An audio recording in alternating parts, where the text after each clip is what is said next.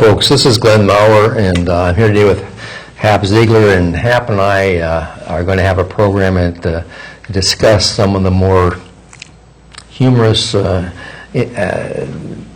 newsworthy items that we've come across in Santa Barbara in the last several months. It's the end of the year.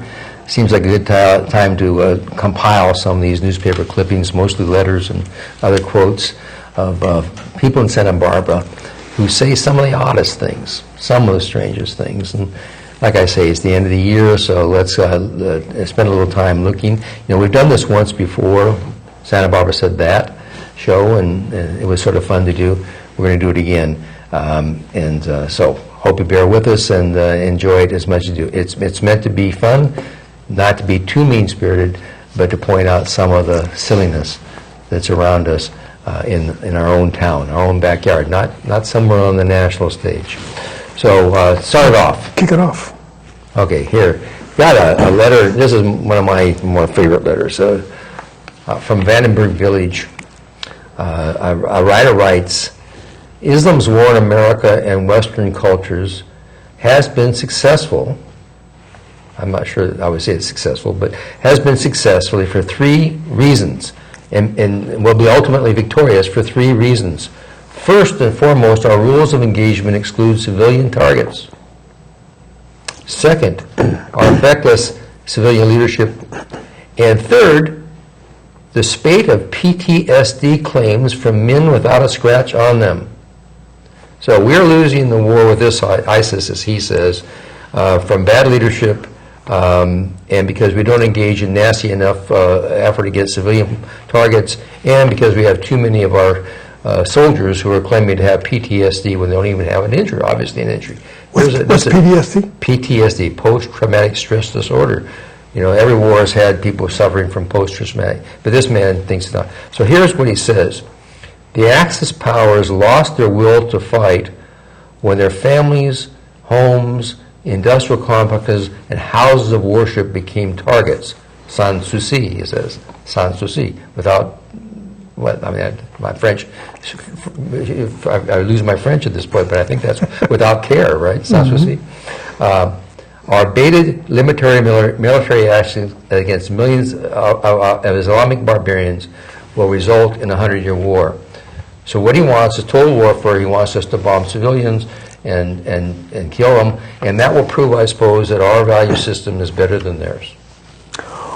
Well, there's some humor in that until you realize that there were 13 people, almost 13, not all of them, people on television yesterday that said pretty much the same thing. I think one of them said, bomb them until the sand glows in the dark. Yeah, this is the targeted bombing. He wanted targeted bombing. We're going to bomb them until the sand glows dark. And, even one of the other candidates who protests that he has a strong Christian empathy for the world says basically that the price you have to pay for ultimate Christianity, I guess, in Western society is just to kill a bunch of children in the Near East.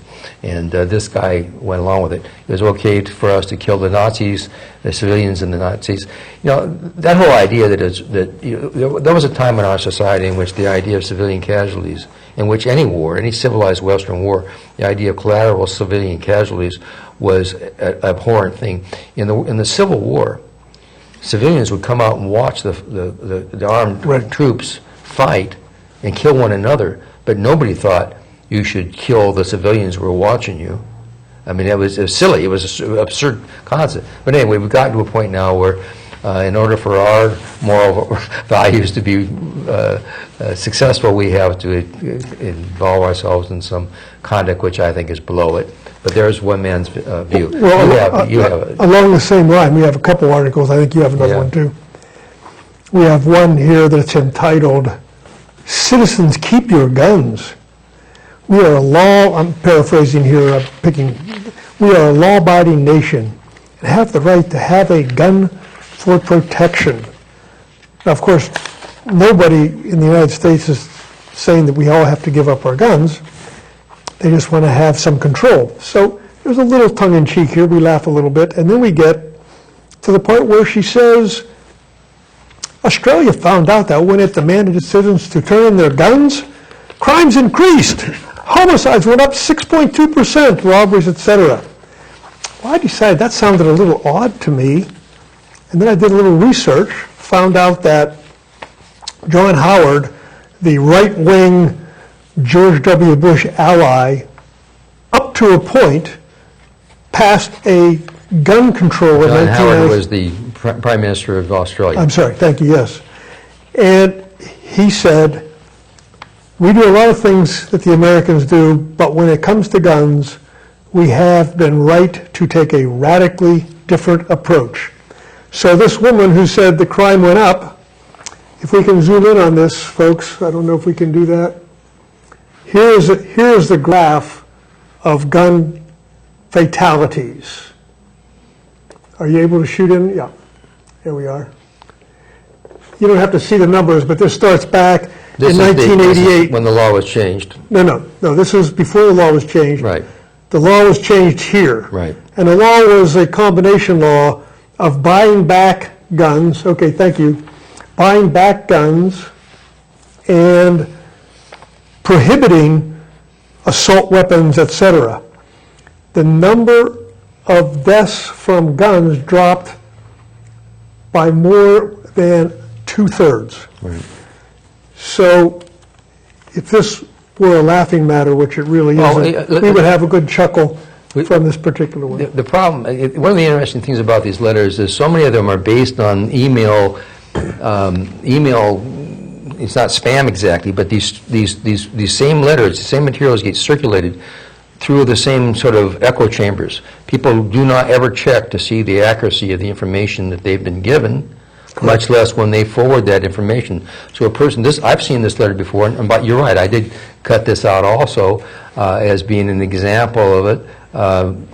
She claims all these statistics, but these statistics are 10, 11, 12 years old. They weren't even correct then. They were selective. For example, she mentions what happened in Victoria. She doesn't remember what happened all over Australia. They might have had some bizarre event in Victoria.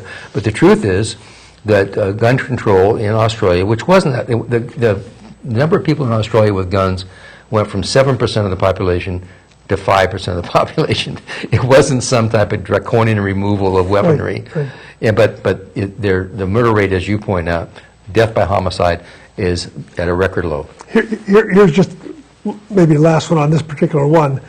Firearm homicide rate fell by 59% between 1996 when it was enacted and 2012. That's homicides. So that's somebody wanting to kill somebody else. Firearm suicide fell by 65%. There's no question that Australia shows us that we're a little out of control. Well, yeah. Moving right along on another gun control letter from Carpinteria. That last one was from Lompoc. And this one came out of Carpinteria. Similar rant, saying that the government's trying to take our guns away, and that the only way for us to survive is to fight people like the New York Times that are advocating for more control, like they did in Australia, and others who suggest that maybe, and we know that's true, that in states with the best and most gun control, we have the least homicide, least death by gun. But fact, this guy says, no, they're going to take away your guns, they're going to make you vulnerable to being killed in your home, yada, yada, yada. And then he quotes with this lovely phrase, we may well be on the cusp of the second great American Civil War. This is this person's prediction that if the guns of citizens are restricted in any way, we will then go to have a second great Civil War. I'm not sure the right to bear arms is equivalent to the right to keep slaves, but maybe it's the same. And then after all of this sort of doomsday, scary stuff, he closes with this salutation: may you all have a wonderful and safe Christmas season. So, Merry Christmas to you too. And hopefully you get a Glock under the tree. I hope you get a Glock under the tree. What else you got? Well, go ahead. Well, the decline of civilization. Here's another one about the Ten Commandments. We get these every once in a while. Here's a person that writes, and it sort of goes along with the Christmas tree story I have here too. This guy writes out of Goleta that the removal of the Ten Commandments from the state capitol in Oklahoma, they had a big, huge, monstrous, 8-foot high, 7-foot high carving of the alleged Ten Commandments there, and the courts ruled that was commingling of religion and state and should be put somewhere else. They didn't say you couldn't have the Ten Commandments. You just said it shouldn't be at the seat of government power. But anyway, this person apparently doesn't really understand what the Ten Commandments is, and I think most people don't either. It's an imaginary, mythical thing in their minds. But he claims that the rules, laws, and directives of the Ten Commandments were presented not only by religions, but by philosophers like Aristotle. Now, Aristotle was not, not given to the Ten Commandments kind of thinking. He was more of a rational thinker and it wasn't a jealous God saying that, I am your only God and you shall have no other gods and all that stuff. Probably talked about killing people. And also there's no single version of the Ten Commandments. There's at least 4 or 5 different versions of the Ten Commandments, and they contain stuff, and I'm sure that this writer probably could never repeat all 10 Commandments or all 13 of the possible 10 Commandments. But I want to ask him and anybody else who thinks that the Ten Commandments are so... should we follow all these as part of the law of this land that he seems to suggest? One of them is that that you shall have no graven... You shall not make yourself an idol, a graven image, or any likeness of what is in heaven, above, or on the earth beneath, or in the water under the earth. So I'm asking him, others, who want to have the Ten Commandments, the law of this land, and we shall not have any of these graven images. What is it to begin with? And does it include things like crosses and crucifixes and other religious symbolism of the religions that they admire? So are we going to make these things illegal? Did anybody actually comply with this except maybe the Muslims? They seem to want to get rid of these kind of images. Sounds more like Sharia law to me. But most people do not understand what's in the Ten Commandments. Most of them are about the jealous God, about God himself saying, you shall respect only me, not those other gods, by the way, implying that there are other gods. True. Anyway, so I'm always tickled when I see people who almost certainly do not understand what's in the Ten Commandments defending it. That's reminiscent of people that quote the Constitution, but they aren't quoting the Constitution. They're quoting something that they think, yeah, that's right. They say that this is a God, that the Constitution was, we were a God-founded country, and it's not, the Constitution says to the contrary, there shall be no religious test. The word God and Christian is not mentioned anywhere in the Constitution. Okay, here's kind of a funny one. Can we focus on something else? That's the title from Montecito. Can't we just leave the Quades alone? I don't know about you, Glenn. I think I saw one front page article that he was extradited back here, which of course made front page because he's a movie star and he ransacked the house. You were talking about Dennis Quaid. Dennis Quaid, who was busted for no, occupying. It wasn't Dennis Quaid. It was Randy Quaid. I'm sorry. There he goes. That's how much I know about this. So to go on with this, leave the Quades alone. It's pathetic. Seriously, would he have $1 million bail for sitting in a house and all this front page notoriety? Are you ready? Mm-hmm. If he were a liberal, socialist, global warming activist Democrat, the double standard reigns while we have real killers walking around the streets of Goleta. Killers walking the streets of Goleta. And Santa Barbara. I mean, this person is obviously completely brain dead when it comes to understanding who are in our prisons, right, who has to stay in prison awaiting trial because the bails are set so high that they can't afford it, they don't have property to put up. This was probably my best tongue-in-cheek article showing complete lack of any knowledge. The fact that anybody would feel compelled to write a letter to the newspaper and putting themselves on the record as defending the civil rights of Quaid, as though that was one of the great causes of our time, strikes me as being odd, at best. Speaking of the socialism one, let me go to this one because I was going to go to somewhere else. But you mentioned socialism, and there seems to be the dirty word of the day for so many of these people nowadays. Here's one of our more famous, and I'm going to name him by name because Joe Armendariz, who is the Taxpayers Association and the tribes, the Chumash tribe, has a real grasp on some of these subjects, I guess. He ran it, as he has done before in the paper, about the alleged lack of knowledge that young people have. Young people, and like him, he was raised and taught to read and be educated, so he thinks young people today just don't get it.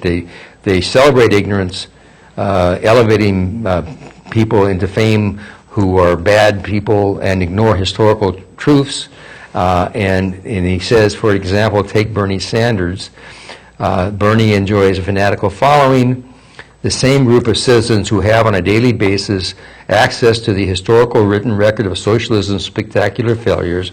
Socialism is failed everywhere as has ever been tried, he says. Now this, he claims, is based on his own intellectual, rigorous study of this. He should just look around the world. Denmark, Finland, Netherlands, Canada, Sweden, Norway, Ireland, New Zealand, Belgium, and a good many other countries are socialist in their basic, essentially, form of government. They've been successful, continue to be successful, peaceful, and prosperous. They have less poverty and other things. And I think it's also interesting that Mr. Armendariz, who likes to refer to the truth of the native population before the invaders came, which I happen to be sympathetic to, but those folks, I think, were probably a whole lot more close to socialism than the modern Chumash, who are exploiting their casino and their land, and these were sharing tribes. So why he felt the need to take on something and claim that he's doing it in the name of enlightenment, and then ignoring facts in the world strikes me as odd. Well, another one along the same lines, this out of Santa Barbara. Maybe Bernie Sanders stumbled onto something in the last presidential debate worth consideration. He's talking about Bernie referencing socialism and talking about Norway. He said, let's look at how Norway did this. They ramped up production of oil from the North Sea, providing one of the largest oil reserves. Then he goes on to talk about how much money Norway has in their coffer because they have all this oil. First of all, if our government took as much money out of the oil companies as Norway takes out, we would have that kind of money in our coffers. Let's just make sure the point here, I think, is he's saying that the socialism works in Norway only because they had access to the oil. Right. And that's made them a prosperous state. That's right. Unlike Saudi Arabia or the United States or what other country. Exactly. And of course, he doesn't mention one of the other countries that you mentioned, and we know how much oil New Zealand produces.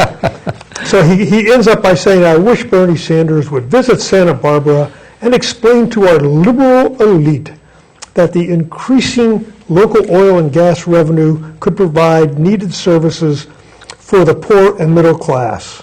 How about fixing our roads and repairing our broken infrastructure? Yeah. But then again, our local liberal elite don't even know any poor people. Take 30 seconds to get laughter out of our... The erratic nature of some of these attacks. You're going off about Norway and oil, Bernie Sanders, and then just have to take some shot that the progressives don't know poor people. I don't get this. Just like the Quaid. Yeah, the Quaid story, yeah. But and another point about that is, I mean, the fact that you have oil and use it for the benefit of the country, and except contrary to what other economies do, where they allow private corporations to exploit it to the highest maximum possibility and not share it with the needs. Our highways and our roads in California would be hugely better if we had, for example, an extraction tax. And I don't know how this person feels about that, but I'm sure he voted against it when it was on the ballot a few years ago. I'm sure he did too. Yeah, okay. Without knowing, of course. But. Well, yeah. Go ahead. I'll go back to this religious stuff here. This is when it's sort of fun. And this is one we get every year, not every year, but every year. This whole alleged war on Christmas. Okay, you see it. Thanks, Bill Riley. Yeah. Bill Riley yeah. and all the others. There was a person that felt compelled out of Santa Barbara to write in and make some kind of commentary about her claim that, I guess, that we do not honor the Christmas tree in downtown Santa Barbara as a Christmas tree. She says, I am wondering why some grown-ups are now referring to the Christmas tree as a holiday tree. That's evil. That's an evil idea. We should have a holiday tree rather than a Christmas tree. Hanukkah does not celebrate with it, nor does Kwanzaa. Well, I'm not sure. Some people do have Hanukkah trees, I'm told, and I don't know if Kwanzaa people have a tree in their room or not. I don't think they're relevant at all. Let's get away from this politically correct nonsense and call the tree we raise at Christmas to celebrate the birth of Christ a Christmas tree, she says. Now, the thing that makes me think about this is, wait a minute. A Christmas tree has nothing to do with the birth of Christ. It's a pagan tradition come out of Northern Europe, pre-Christian, co-opted by the church in order to, involve it. But I would like her to explain to me why a green tree, an evergreen tree, in your house, decorated with things, has anything to do with the Christian theology. Christian, she doesn't seem to understand that this mythical. It's like Santa Claus. Maybe she thinks Santa Claus is also part of Christ's message in Earth. I'm stunned when they say this. So this person says that you celebrate the Christmas. Celebrate the birth of Christ by raising the Christmas tree. I would think that's a theology that's very hard to follow. So here's my suggestion to her. We should all agree that the trees from now on should be divested of any of these religious meanings and be called after their original proponents as pagan trees. What do you think of that? We should have a pagan tree ceremony in Santa Barbara once a year. And I wonder if that violates one of the Ten Commandments, having that tree in honor. It might be if you're worshiping or looking at it in any kind of as an idol. Absolutely, I'm not sure. Some children might be known to pray to the tree. So, what do you got? Got anything else going here? I have a couple that are interesting, actually, by the same person. We're not mentioning names. What city? But Carpinteria, and I don't remember which one came first. I didn't keep the dates. But there was a lament that the taxpayers are bailing out the CalPERS union bosses. I'm not quite sure what that is, because they've made some risky investments and they have to make up for those risky investments. And the question is, why should the taxpayers rephrase that? Where does it say in our Constitution that we, ordinary taxpayers, have to make good for their indiscretions?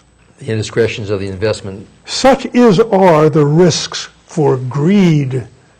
Now, of course, the greed is that they're contributing to a retirement plan that helps retired government teachers, fire workers, policemen. I mean, I'm not seeing where the greed is there. I flip over. It's greedy to have, except you might have to have a secure retirement. That sounds greedy to me. But this is what's fun. It's the same person. Not in the Christian tradition at all. The same person writes a little note here. I, along with plenty of others, I'm sure, questioned the actions taken by the police department after the car accident of Chief Cam Sanchez this past week. At the taxpayers' expense, it was quite a bit overboard, I thought so also, until further review. Going through this, referencing our political parties fighting tooth and nail, crazy, inhumane ISS, mass murderers, then comes along this accident with Cam's daughter. Ratchet forward a couple sentences. The response by the department was, upon closer observation, a very humane act to pick up the chief's daughter at LAX. Well, that's a use of public resources he doesn't object to. He wants to be humane when his chief Camp could afford to hire a limousine to go down and pick up his daughter. Well, But people that rely on retirement so that they're not destitute right. in old age, And he doesn't want to help. No, they're just greedy. Yeah, They're greedy. they're but, greedy people. but Cam Sanchez's use of it. Well, that whole there was a couple other letters that we should have kept maybe, but that whole thing with the Cam Sanchez daughter, the part that never seemed to get expressed was that she's an adult human being. Take a cab. She was a professional human being working in Denver or someplace that had a job and was making, she obviously was competent. What was this sexist, paternalistic nonsense that somebody had to go down and care for her? That she couldn't take care of herself and get herself back home to Santa Barbara without some intervention by the taxpayers? I got to say, I was sort of bothered by that. Okay, along the same lines here, here's a person, this is a letter I can't even quite understand the logic, not just the logic, but the point of it. Here's a person that writes, use some good language. If our elected politicians and bureaucrats would get off their butts, Kachuma and the 2 reservoirs above the lake would be cleaned of trash and debris. Well, that's okay. The water's down, and maybe there's a lot of fishing gear and stuff down there, but it's not a lot of stuff. But it's stuff. And why the elected politicians have to do with this, I'm not quite sure. Maybe we should see DAS or somebody else out there, cleaning this trash out. But then he goes on to say, and it's out of Lompoc, he goes on to say that this alone, cleaning the trash out of the lake, that would add many acre-feet of water storage availability. Now, maybe he's thinking about sand and gravel and digging it out, but he's talking about trash and debris. How trash and debris is going to accommodate thousands of acre-feet of water storage ability is beyond my understanding. But then he goes down at the end, not satisfied with that. Again, it's the elected official's fault that this doesn't get done. Here's the quote, along the lines of what you just read. Our government is top-heavy in management and executive levels, and that, in my opinion, is why nothing worthwhile gets done. So, Mr. Lompoc, welcome to the modern societies. So we're down to about 20 seconds. Going to have to quit, I think. You go ahead. So anyway, it's the end of this year. Happy New Year to all of you, and thanks to Juanita and Allie back there in the back. Thanks to the TV station. It was fun for us to do this. I don't know if it was entertaining to anybody else, but we'll do it again when we get another compilation of these type of bizarre and interesting ideas. Season's greetings to you all.